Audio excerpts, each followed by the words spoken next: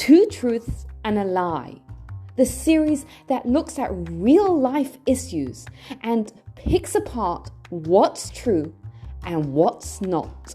Welcome back. I'm Gila Ross, host of the Power Up podcast, where we cut through the chase and talk about real things that can impact and upgrade our everyday lives. All right, welcome everyone. We are so excited to have Rivky Itzkowitz from Impact Fashion with us. Rivky, tell us a little bit about yourself. Oh, thank you so much for having me, Gila, first of all. Like you said, my name is Rivky Itzkowitz. I am the founder and designer at Impact Fashion, which is a line of modest pieces. It's available in sizes 2 through 24. I've been sewing my whole life, pretty much since I'm 10, which is crazy to say that I've been doing something for more than half my life when I'm 26, but here we are. And I've just always really been interested in fashion and design, and more importantly, how our clothes make us feel. So when I set out to start Impact Fashion, it was really about kind of just noticing that clothes have this really powerful impact on how we feel about ourselves and how we carry ourselves in a room, and how can we kind of use that as a superpower. You know, at my core, I really truly believe that we are all deserving of the beautiful things that life has to offer. And that is regardless of size, regardless of our preferences in terms of, you know, coverage or otherwise. And that's what I'm hoping to do with my clothes. I'm also the host of the Be Impactful podcast, which is kind of an extension of Impact Fashion. And that's a show about the women making a difference in their own corners of the world. So I interview women from all different walks of life, some of whom run organizations, some of whom just run their lives. The podcast sounds amazing. It really does. I love hearing, about, as you say, cool women and what they're doing. So it really sounds amazing. So I have to say, I found Rivky, I found you on Instagram, where as most people do. And one of the things that I really noticed about your fashion company is that I think it's very common to, look at a fashion company and, you see the pictures that they send, and it kind of oftentimes makes you feel a little bit less than, if you get what I mean. Mm-hmm. That's not what I get from yours. It's just like, you have a knack for it, like the pictures, the words, whatever. It just makes you feel like, as you say, you want people to love the way they look. You want people to feel comfortable and as you say, are deserving of. And I've got to be honest, I am a mum of I have 8 kids, but I have not that, and 3 of those kids are girls, and I have a 15-year-old girl and a 12-year-old girl and a 10-year-old girl. So I am, and as well in my role as a parent educator, I'm hyper focused on the fact that, let's face it, for us as women, I think I'm not the only one in saying this. The world can be a very difficult place to feel great about ourselves, and for our girls and our preteens and our teens, it can be a really difficult place to kind of feel great about ourselves when so much of the imagery and so much of the messaging that we see around there is kind of making us feel like less than. That, you know what, I'll be happy when I lose 10 pounds, or I'll be happy when I can make my eyes, my eye makeup like that. I could go on, right? Right. I mean, you're really in the thick of it. You're talking, what'd you say? 15, 12, and 10 are your girls? Yeah. You are, good luck. That's a really, those are all 3 really intense ages. And I think that you really hit the nail on the head when you're talking about this imagery, because I think that, let's face it, for as long as there has been a beauty industry, and by beauty, I mean fashion, I mean makeup, I mean skincare, I mean, dieting, wellness, whatever they call it these days, like whatever that beauty word means. Don't get me started on that, because it's the wellness industry is just the diet industry with a different name most of the time. It's just rebranded because everyone's sick of we're kind of catching up to the fact that the diet industry is like a bunch of baloney. So now we're all about wellness and let's meditate. And granted, I'm a big fan of like meditation in general, but I'm just saying that when it's like that brand of, yoga pants and gluten-free and like very touchy-feely. And it's just like, this is just the same nonsense with a wig on. And all of those industries, for as long as there has been a beauty industry, it has kind of been predicated on this, the hypothesis is that we're not good enough. It's I'm not good enough with the clothes that I have, so I have to buy these 10 or 15 things that will make me feel fantastic. I'm not good enough with the face that I have, so here are some creams, lotions, potions, colors and eyeshadows and whatever that are going to make your eyes pop, your lips look huge, and everything, and all your life's problems will be solved. And I think that you hit the nail on the head when you say, we've been told this for so long. And I think that it's important to also acknowledge a lot of people make a lot of money off of those messages. A lot of people make a lot of money. And when I say a lot, I'm talking literally hundreds of billions of dollars that get made off of these industries. And for me, I think that, like I said, I'm 26. So like, I'm solidly millennial, right? And for me, it's having grown up with so many of those messages, like even down to tabloid magazines, where you think about, like what was just happening with Britney Spears and everything like that. And you compare just the way that she was spoken about in the early 2000s. Like I was little then, and I remember that. And all of that is, it just reinforces this idea that we need to constantly be chasing something more. And once we get there, then we will be loved, respected. People will take us seriously. You need to have the right clothes, the right shoes, the right whatever before people can take you seriously. And that's not to say that those things don't have power. I think they have immense power.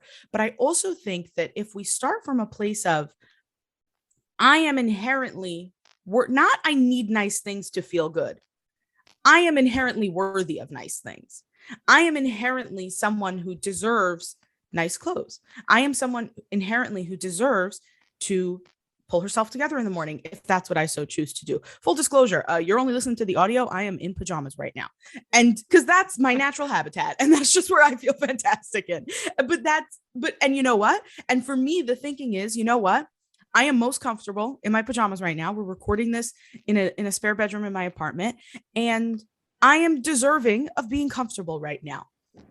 And this is not any, if I wouldn't have said that, you would have probably all assumed that I was very dressed up and fully made up and all of that. And that's not my natural habitat. So that's not where I default to, I guess you could say. But I think that if we approach the way that we look in the world and the way that we move in the world as from this place of, I am inherently worthy. And then what does that mean to me? I am inherently worthy. And now what? And that, listen, I'm saying that like it's such a simple thing. I am worthy of all the beautiful things. Yeah, I know it's not so simple, but those are, those are the kinds of messages that I really think, frankly, I'm sick of them. I'm sick of hearing them my whole life. And I do consider it a little part of the reason why I think I'm on this planet is to make people feel a little bit better about themselves and feel a little bit, don't buy my clothes because you feel gross today and you think that buying something new will make you feel better. Buy my clothes because you see it, you like it, and you think you'll feel good in it, and you deserve to feel good. And that's the message that I try to get across. And I'm so glad that you received it. Yes, I definitely did pick it up on it. I hear you. And I think, the idea of you're inherently worthy, I think it's such a powerful concept. And one of the things I love about being a Jew is that we say that every single morning. I mean, if we say the morning prayers, there's that blessing in the morning where we say, God, the soul that you've given me is pure. And we give that message to ourselves that, like, hold on a second, it's not because you accomplished X, Y, Z, or it's not because you're this or you're that. The fact that you've woken up and you have that soul, like, you're inherently worthy, right? Like we say that every single morning. I want to circle back to what you said a little bit earlier, because when you heard I have three, preteen and two teens, and you were like, good luck. And part of me feels like, yes, I need it. But I also feel like, as a parent, it's not just about luck, right? It's also about, and I think, let's not talk about parenting right now. Let's talk about ourselves, because I think that's where parenting starts from. It starts from our kids. And especially when it comes to this, our kids see and hear what goes on behind our doors. It's almost like they kind of feel how we look out and think about ourselves, and they pick up on it. So how do we, what would you say, how to, to us as women, like, what would you say, how do we get that message into our psyche that you are inherently worthy? You like, how do we step out of that race that kind of tells us like, you gotta do XYZ before you can sort of enjoy the clothes, enjoy feel good about yourself, be happy? What advice would you give to us? So for me, I think that this is where, like, I think that in a lot of ways this is a chicken and egg problem, because a lot of the things that will, how we feel about ourselves is internal work. It is not external work. So let's say you used the example before, once I lose 10 pounds, I'll feel fantastic. The way you feel about your body has absolutely nothing to do with how your body looks. And I can prove it to you. Everybody has a time in their life that they can look back on now and see pictures from that time and say, wow, I looked amazing then. Now, depending on your age and stage, that might be when you were in high school, that might be when you were in your 20s, that might be when you were in your 30s or 40s or whatever it is. But wherever you're at right now, everyone can look back and they've seen photos of themselves from whenever they were that time. Maybe it's from before you had kids. Maybe it's right after you had kids, whatever it was. Everyone's got a time when they're like, that was my most perfect version of myself, let's say, in the way that I looked. And when you think back to how you felt about yourself during that time, I would bet that 9 times out of 10, at the time that you are now currently looking back on and thinking, man, I looked fantastic. At the time, you probably didn't feel that. And at the time, you were probably super self-critical. Right? Yeah. At the time, you were probably just as self-critical then as you are now. At the time, you probably, you probably didn't feel as fantastic then about that body as you do now about that, past version of yourself, which just goes to prove that how we feel about ourselves is really inner work. It's not outer work, which I think is important to note. At the same time, our brains are really easily tricked. We are. Our brains are fascinating, and our psyche is also something. Your brain doesn't think that you're lying to it. So one of the most interesting things that I actually heard also is I actually heard this in camp, and it's one of those things that like, it just sticks with you. I went to a camp called Sternberg, and there's a trip that they do with, the group is called Older Pioneers. It's going into 8th grade. So I was like 13 or so, 14, maybe. I don't know. Someone else do the math. Something around that. Somewhere in that age, right? Entering high school. And leaving 8th grade, going to 9th grade, excuse me. So they do this trip. It's a caving trip, and you go, it is literally a hole in the ground. If you're like, I know that your listeners are from all over, but I'm pretty sure that everyone is familiar with like the size of a regular like United States manhole cover. It's a hole in the ground that's about that size. And you walk into this hole in the ground, and then there's this whole other world that opens up, and it's muddy, and there's water, and you've got so many layers on, and you have this guide that takes you through. And what he tells you is, this might be scary. I mean, it is dark in there. You have your lights and everything. And what he says before you go in is, you're allowed to be scared. You're allowed to feel, confused. This is something that you've never done before, but there's a couple things that I want you to know. Number one, I've done this cave hundreds of times. I guarantee you, everyone who comes in is coming out. Don't worry. He actually referred to the director of the camp as a guy named Rabbi Ronnie Greenwald. And he was a very large man, and large in spirit and also in size. And he said, do not worry if you think you're going to get stuck. I have taken Rabbi Greenwald through these caves. If he can make it out, you are going to make it out. Like, really, don't worry. And then the last thing that he said was, if you're scared, which again is totally fine, you're allowed to be scared. The one thing that you are not allowed to do is say that out loud. Because the second that you say that out loud, that becomes your reality. Because again, our brains don't think that we're lying to them. Why would we lie to ourselves? That's the dumbest thing you could possibly do. It's who do you need to impress? If it's just you and your own psyche, then who are you? Who do you need to impress? There's no reason for you to be lying. So he always said, you're allowed to be scared, but you can't say it out loud. Because the second that you say it out loud, that becomes your reality. And this is where this is a great tool that I personally have used a lot in my life. We can trick ourselves really easy. Now, like people talk a lot about positive affirmations. I used to think that this was a load of hooey, and I still do to a certain extent. I do think that some people take them a little bit too far. But looking in the mirror and saying, I am awesome is really powerful, even if you don't believe it, especially if you don't believe it. Because the more that you get used to talking to yourself kindly, the more it will come naturally to do that. And the more that we get used to thinking about ourselves in that positive way, the easier it becomes to just think about ourselves in that positive way. And that's something that's really, really, really powerful. And I think that especially when it comes to our daughters, I mean, listen, you have a 15-year-old. You can't lie to a 15-year-old. Like they know. You know what I mean? You can't lie to a 10-year-old either. True, exactly. But like even Yeah. more so a 15-year-old. Do you know what I mean? At a certain point, probably. But I think, Rivky, what you're saying is you can't even pretend to a 15-year-old that they know. Exactly. Right? Exactly. Like if you say to, yeah, exactly. You can't pretend is such a much better word. You're so right. You can't, you can't really, and honestly, even if you're talking to like a 4-year-old, right? Then what's the most common question? Why, how, all of that, or what those kids want to know. And they can sense when something is up. And I think that we as adults also have this ability, but we're so used to being polite or just not wanting to rock the boat that we kind of, we don't listen. We're not as in tune with our gut as kids are, because kids are just, they don't realize that like they're not supposed to say certain things. So they just say everything, which is hilarious and terrifying all at the same time. And hilarious when it's other people's kids and terrifying when it's your own, right? Exactly. Right.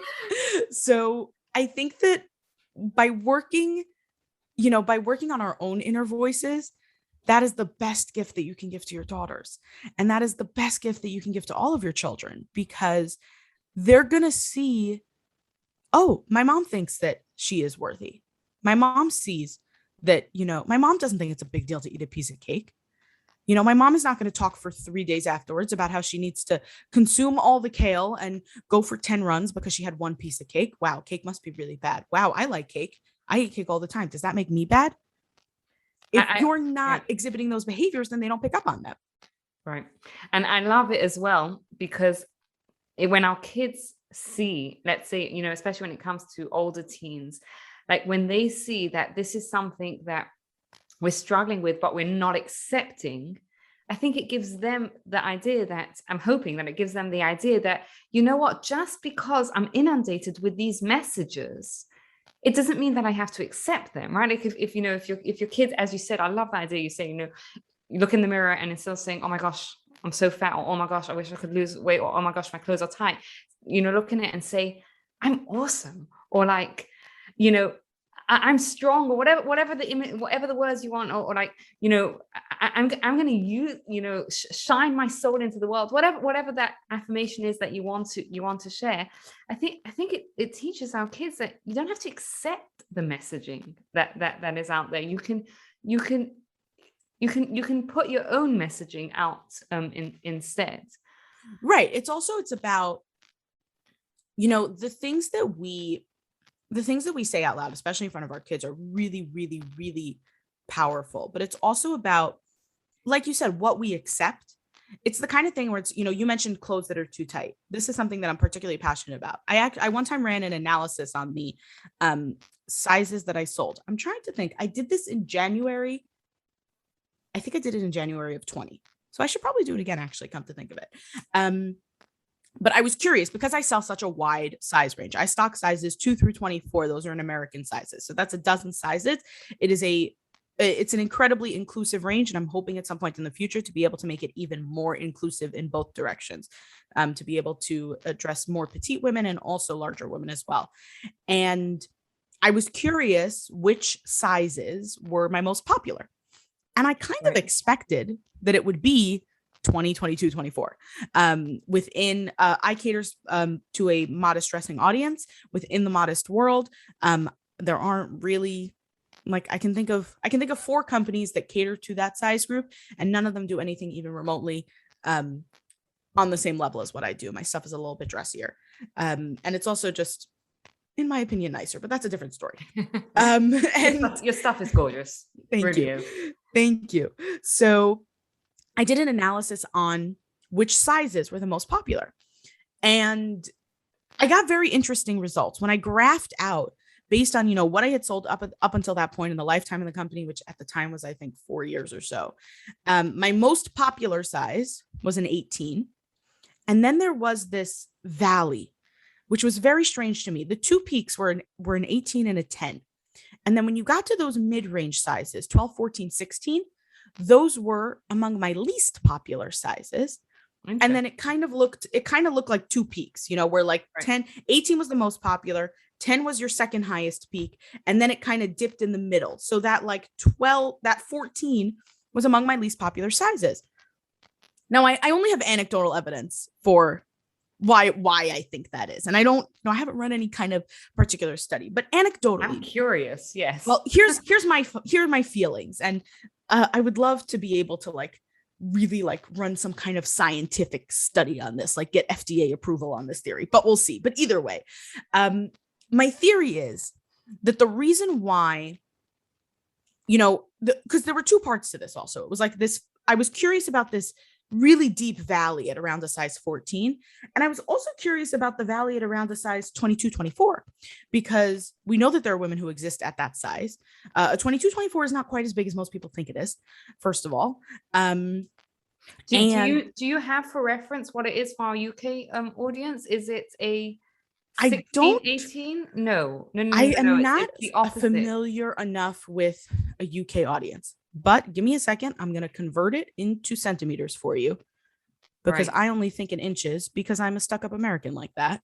So the waist on my size 24 is 46.5 inches. And thanks to Google, I'm going to convert that to centimeters for you. And which is, as you say, it's not that large. No, it's not. It's 118 centimeters. What is looking like about, like you said, around a UK 16, 18. So the problem actually with trying to convert this into a size is that women's sizes are not standardized. Right. So So this is actually something that, if you're familiar with my work for any length of time, you'll know this is a particular pet peeve of mine. Women's sizes and men's sizes work very differently. So in the US, and I believe it's this way in the UK as well, pant sizes for men will generally be 34, 36, 38. And that number refers to the inch measurement of the waist. Now, an inch is a defined unit of measurement. We know how much an inch is. We know how much that is. So because men's pant sizes kind of track to this defined unit of measurement, it tends to be more consistent across brands. Any woman who has ever done any kind of clothing shopping knows that sizing across different brands and sometimes within the same brand is made up. It's literally totally made up. Yeah, it's completely inconsistent. That's because women's sizes are not standardized in that way, because we kind of assign these other numbers, and European sizes are a little bit better at this than American sizes are. But yeah, just for your reference, it's a 118 centimeter waist, which is again not that big. And I was kind of expecting that those would be my most popular sizes because those, that's where the need was, that's where I was hearing that so many people that they didn't have what to wear. And I want to tackle that first at the higher end, right? When you go to, 22, 24, women in that size bracket have been told for the longest time that they couldn't possibly look good. So when you're in that size bracket, to a certain extent, I have to convince you that the sky is purple before you're willing to make a purchase. And frankly, it is a mission that I choose to accept because in that sense, it's there's a much longer hill to climb. So in that sense, it kind of makes sense that those maybe wouldn't be the most popular sizes. Also, there's a somewhat of a theory that says that maybe there are more women who wear a size 18 than who wear a size 24. I personally don't believe that to be true. What I think is more likely is that women who wear a size 18 are just used to shopping. At a size 18, you can still shop in a straight size store. You're not necessarily relegated only to the plus size section. So they're just a little bit more used to it. And therefore it's easier to make the purchase. But it was those 14s that were really stumping me, that really deep valley in between, that high point at 18 and at 10. Anecdotally, I think the reason is, I hear all the time, women tell me, I love your stuff. I have whatever, I love your stuff. There's a holiday coming up. There's an event coming up. I'm just in the mood, all for whatever reason. I'm just waiting until I lose 10 pounds. I'm just waiting until I lose 10 pounds. Then I'm going to get the next size, then I'm going to get the size down. I'm sure there are many, many women out there that are not giving themselves permission to buy the dress. Right? Exactly. Because ultimately we think that if we are above whatever our ideal size is, and for everyone that's going to be something different, I do think that there's something magic about hitting a size 10, and my sales data supports that, that we do feel that once we are above a certain size, we are fat, ugly, lazy, don't care enough about ourselves. We feel like we don't deserve the dress. And if you think about it, it's such an awful place to be, first of all. But aside from that, do you know what feels really gross? Wearing clothes that don't fit. Yeah. Wearing clothes that don't fit feel really gross, especially when those clothes are too small on you. So let's say you're at a size 14, not feeling so fantastic about yourself, and then you go into your closet and everything there is too small on you. Do you know what that's going to do? It's going to make you feel not so fantastic about yourself. And it's only going to reinforce that. It's only going to create this cycle where we just feel worse and worse and worse about ourselves.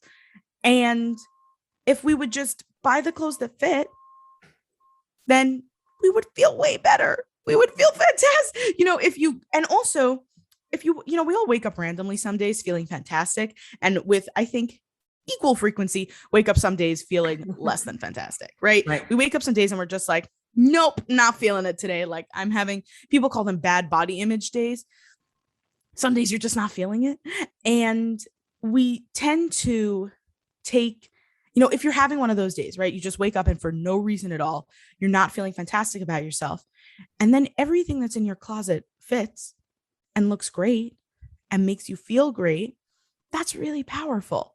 Yeah. Not so much if you wake up not feeling so great about yourself and then everything that's in your closet is too small, too tight. You're gonna be like, yeah, you know what? You're right. I am lazy and fat and disgusting, and I shouldn't even leave the house today because this is because why do I even bother? Which, by the way, that's not the best place. Like, if you think you're gonna take that mindset and also lose weight from that, which is a whole other discussion, you're not going to. It's not going to happen. That's not how the world works. That's not how our bodies work. That's not how our minds work. And it's, we deserve clothes that fit. That's it. And when our kids see us buying those clothes that fit, by the way, buying the clothes that fit and not walking and not, even if we're not talking about it, if we're not saying it out loud, if we don't feel great in our skin, our kids pick up on that. So if our kids see us on a day when we're not feeling fantastic about ourselves, and all we're doing is kind of like pinching and tugging and like sucking it in the whole day, what do you think your daughter is going to notice from that? What do you think they're going to pick up on? And it's not going to be, even if I ate the piece of cake, I feel great, or even if I ate the piece of cake, I still deserve to, wear clothes that fit. That's not what your daughter is going to pick up on. And I'm going to venture a guess and say that that's not the message that we'd want them to be getting. Yep. And you know what, I'm listening to you and it like makes me feel like, I don't know, mad, sad. Because if you think about it, like, think about your friends. We don't care what size they are. We like literally don't care. We like them because of who they are inside, right? Their soul, their kindness, their personality, whatever. Who cares, right? Yeah, I did this as an experiment, actually. I actually asked my followers one time, what do you like in a friend? Totally unprompted, from nothing. The answers that came back were beautiful. Loyalty, kindness, lack of drama, honesty, openness, like all of these things that are really important in life, right? Not at one point did anyone say she's got to be a size 2. Yeah. Nobody says that because nobody cares. Imagine if we replaced that, right? Every time we looked in the mirror and instead of saying like whatever, just say, I can be kind, I can be loyal, whatever that value is, like so powerful. Yeah. Rivky, if you could burst one myth, or if there's one lie about like our body image or self, our confidence in our body image that you could sort of destroy, what would it be? I think it would have to be that a lot of people think, specifically with confidence, and I think body image is really tied to this, that there are confident people and there are not confident people. And confident people are confident all the time, and not confident people just like cry at the bottom of a lake somewhere. Like they're just they're hopeless. You know, they're always not confident, and people tend to place themselves in that not confident, you know, pool of their own tears type. I think that if we recognize that confidence and body image fluctuate, not only throughout our lives, but sometimes even throughout our days, you know, sometimes even we go through different periods. Like you hear about women who, when they're pregnant, feel fantastic. They like are very in tune with their body. They're very, like, I don't know, one with Mother Nature or something like that. Like they just feel very, I can't think of any other better way to describe it. They're just very zen and they feel fantastic and they're like marveling at this miracle that their body can create. And then there are other women who, when they're pregnant, are just cranky and tired and don't want to be bothered. And both are perfectly fine. But I think that if we recognize that that same woman who, when she is pregnant and feels glowing, you know, and one with Mother Nature and all of that, maybe when she's postpartum is feeling a little flabby or a little whatever it is. And if we recognize that these things wane throughout our lives, they wax and wane, and confident people are not confident all the time. And people who feel great about their bodies don't feel great about their bodies all the time. Then we give ourselves more license for the times when we don't feel so fantastic. Okay, this is part of my, you know, this is the season that I'm in. And it will come and it will go. And what can I do to get there faster and to make those positive times more prolonged is something that I think each person needs to kind of explore and discover for themselves. But yeah, for me, the biggest myth would definitely be that if you're confident, then you just are. And if you're not, then you aren't. So true. Yeah. I'm saying like, not, yes, that I think that was so powerful. Rivky, I loved it. I loved our conversation. I can't wait to listen to it again because this is so powerful. So many incredible, powerful things that we had to say. And I'm just going to sum it up with two of the truths, because I think we dropped a few more than just two truth bombs and the lie that you dispelled, the myth that you dispelled. You start off by reminding us that we are inherently worthy. Like we say every single morning, we have a pure soul and we are inherently worthy. And you reminded us about how powerful what we say to ourselves, and we can control what we say to ourselves when we look at ourselves in the mirror and how that affects us. And I loved what you ended with when you dispelled that myth that we're either confident or we're not confident, because it's not true. No one is either or. You know, we have times when we're more and we have times when we're less, which means that we can, you know, those times will come and they'll pass, but we can also move through those different times. Thank you so much, Rivky. This was really, really incredible. I loved our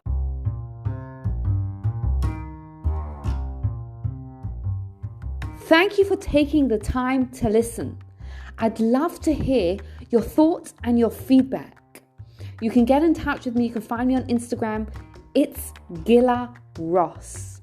And please take a moment to rate, review, and subscribe to the podcast so you don't miss out. Thank you for your time and have a wonderful day.